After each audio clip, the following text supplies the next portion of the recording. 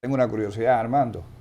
Yo en algún momento también fui aficionado a la poesía. No quiero decir que haya escrito nada, pero no habrá pasado con la poesía, a propósito de la pregunta que hacía el colega, no habrá pasado como nos ha pasado a los románticos en el plano de la música, de la canción y esa cosa, que la música urbana nos la ha puesto difícil. ¿En la poesía ha pasado algo parecido? Bueno, lo que pasa con la música urbana, excelente pregunta esa. Lo que pasa con la música urbana es algo que yo lo visualizo eso como una vez que a mí me tocó, mis hijos estudiaban en el Colegio Siglo XXI, un excelente colegio de que dirige doña Rosa Ariza. Entonces, como mis hijos sacaron altas notas, me tocó en varios años yo pronunciar el discurso de los padres en la graduación. Entonces tomé uno de esos discursos para hablar sobre las diferencias entre los jóvenes y los viejos. Entonces yo decía que los jóvenes no se dan cuenta de que ellos van a ser viejos y se van a comportar igualito que los viejos. Cuando lleguen a viejos, ellos lo que van a querer es que se imponga lo que ellos hacían cuando eran jóvenes. Y los que son jóvenes en esa época se van a oponer a lo que ellos hacen, porque ellos son otra generación.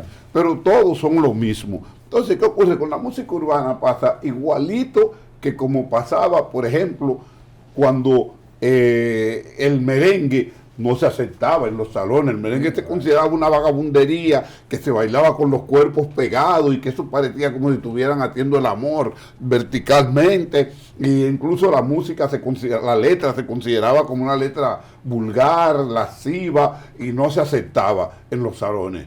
Y entonces... Lo mismo con la bachata. Y después el merengue fue aceptado. El crédito, pero entonces fue la bachata. El crédito ahí lo tiene Trujillo, ¿verdad? Trujillo, sí. Sí. Trujillo hizo su campaña electoral basado en el merengue.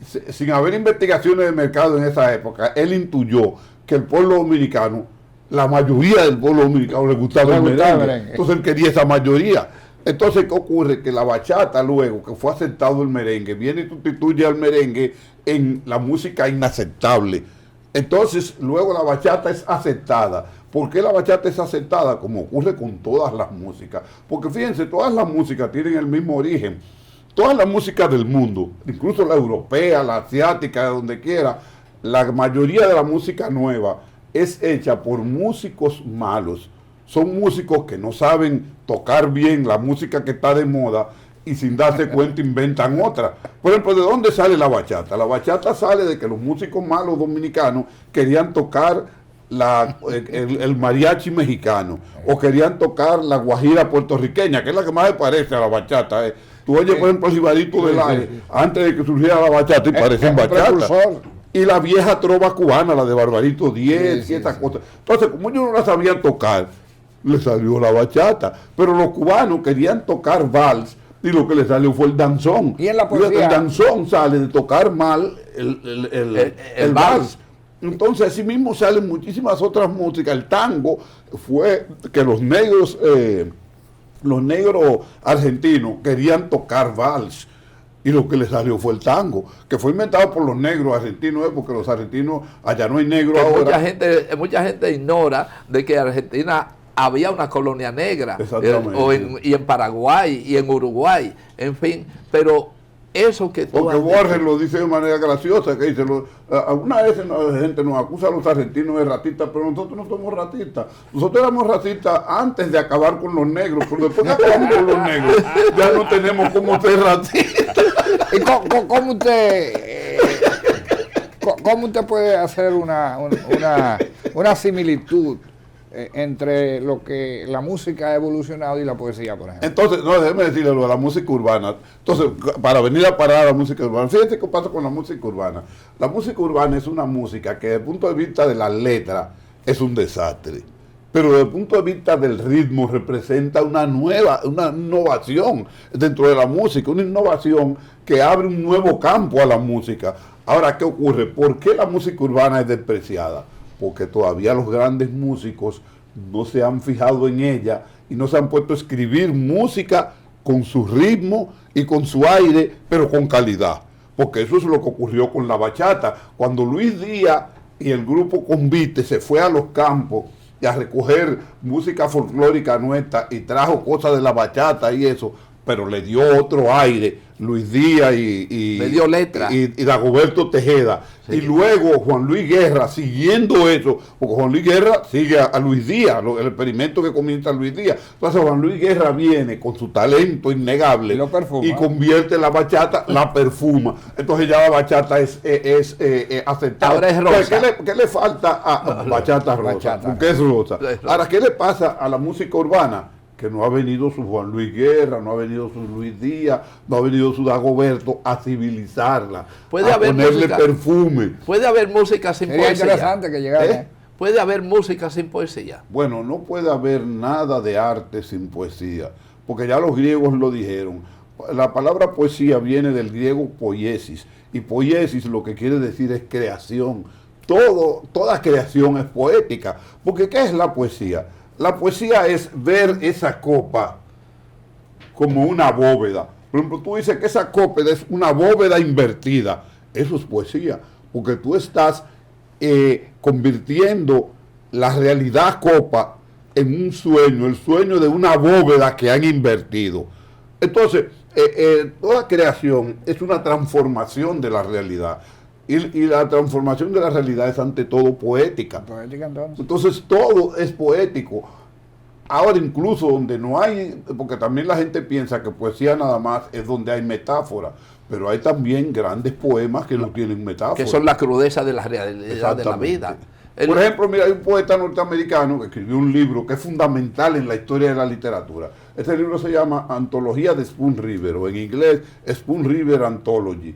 Ese libro tiene una serie de poemas que son increíblemente grandes. Entonces los poemas no son con metáfora, los poemas son ciertas situaciones dramáticas que el poeta las convierte en versos. Por ejemplo, mira esta, voy a tratar de decir de memoria uno de esos poemas. Por ejemplo, dice: la gente piensa que cuando yo estoy mirando a Hamilton Green pronunciar sus grandes discursos políticos, y yo me emociono y lloro hasta las lágrimas al oír a Hamilton Green, piensa que yo estoy conmovida por la gran oratoria de Hamilton Green, pero no, es por el dolor que siento de que no puedo gritar: ese es mi hijo, porque un día el señor Green, cuando la señora estaba fuera de la casa, entró a la cocina e hizo de todo conmigo, y cuando comenzó a notarse el resultado, la señora Green me dijo: escóndete y no te preocupes, que nosotros vamos a criar tu hijo y vamos a hacer creer que es mi hijo. Y lo desarrollaron y lo educaron, y Hamilton Green llega a ser un gran líder, y él está pronunciando esos grandes discursos, y ella, la trabajadora, cuando lo ve, llora de emoción, pero llora de emoción no por la oratoria de Hamilton Green, sino porque no puede gritar que ese es tu hijo, porque ya está registrado como hijo de la señora y el señor Green. Entonces ese drama, él lo convierte en un poema. Así es. Hay una... Fíjate qué interesante. Hay una nota interesante en el sentido de que la poesía bucólica tuvo un crecimiento. Era una evasión a los regímenes de fuerza el que los poetas se desplazaran hacia lo bucólico. Bueno, déjame decirte que ante un cancerbero, por ejemplo, como Vicente Gómez o como Trujillo, había que cantarle a las matas, ¿verdad? Yo creo que hasta Camaño se pondría bucólico y Fernández Domínguez, porque no es fácil enfrentar a esos monstruos. Entonces, la poesía, la gente quiere paz. Es atrevida, pero la poesía lo que se va a una veta donde el dictador no se preocupe por esa veta, entonces cae en lo bucólico, en lo romántico, en lo tierno, en el cantarle a la naturaleza, en cantarle al viento, porque tú quieres evadir ese problema. Ahora, sin embargo, hay poetas siempre valientes que se enfrentan, como Pedro Mir, fíjate, que escribió Hay un país en el mundo, y escribió Si alguien quiere saber cuál es mi patria, todos esos poemas crudos contra el régimen. ¿Y cómo le canta un poeta al dolor? ¿Que cómo? cómo le canta un poeta al dolor. Bueno, el dolor es la principal causa de todo el arte en el mundo entero. El ser humano le canta más al dolor que a la alegría. Por ejemplo, la mayoría de las obras de arte de la humanidad, los dramas, los poemas, la música, la pintura, la escultura, la poesía, todo está inspirado más en el dolor que en la alegría. Hay cobardía en el poeta. Bueno, hay poetas cobardes y poetas que no son cobardes. Entonces, como hay hombres también, ingenieros, médicos, agrónomos, que son cobardes y que son valientes. Se puede decir que hay poetas que emigraron de la poesía a la escultura por cobardía. No se puede dar. Guernica puede ser un ejemplo. No se puede dar. La mejor muestra de que se puede dar es que, fíjate, bajo los regímenes dictatoriales... Pero quizás no por cobardía. Por ejemplo, mira, bajo los regímenes dictatoriales se desarrolla más la música culta que la música popular, porque la música culta puede... se puede disfrazar, ¿no? Disfrazar exactamente sus dolores. Esos dolores. Por ejemplo, hay un artista colombiano, plástico, que ha sido una gran explosión frente a un engaño. Se le engañaba con su pintura y entonces rompió un contrato sin ningún problema con la escultura, ¿verdad? Entonces, por eso es que hablo de la cobardía en un caso por la inmigración al otro. Exactamente. Eso es. Ahora, en el mundo hay de todo. Hay poetas cobardes y poetas valientes. Hay médicos cobardes y médicos valientes. De todo eso hay en el mundo, porque el mundo es diverso y esa es parte de la riqueza del mundo. Porque a lo mejor un poeta cobarde, o un pintor cobarde, o un músico cobarde, por su cobardía puede crear algo nuevo para el arte, algo nuevo para la música. Cobardía es un aliado puede ser un aliado. Del que es un talentoso, cualquier defecto o virtud es un aliado del que tiene talento. Por ejemplo, Van Gogh tenía problemas con la vista y los problemas que tenía con la vista lo ayudaron a crear una pintura totalmente distinta.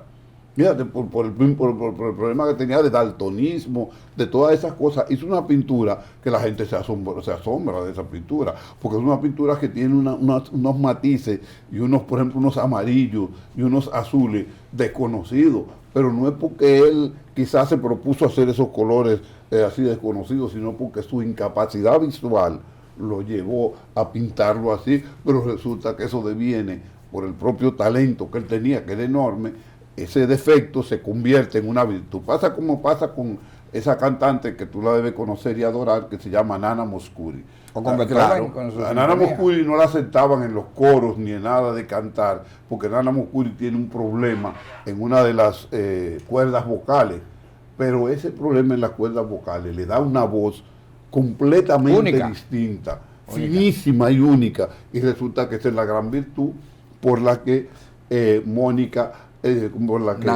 Nana Mouskouri es esa gran Nana Mouskouri, pero lo mismo pasa con esta muchacha, con la colombiana la Shakira. Sí.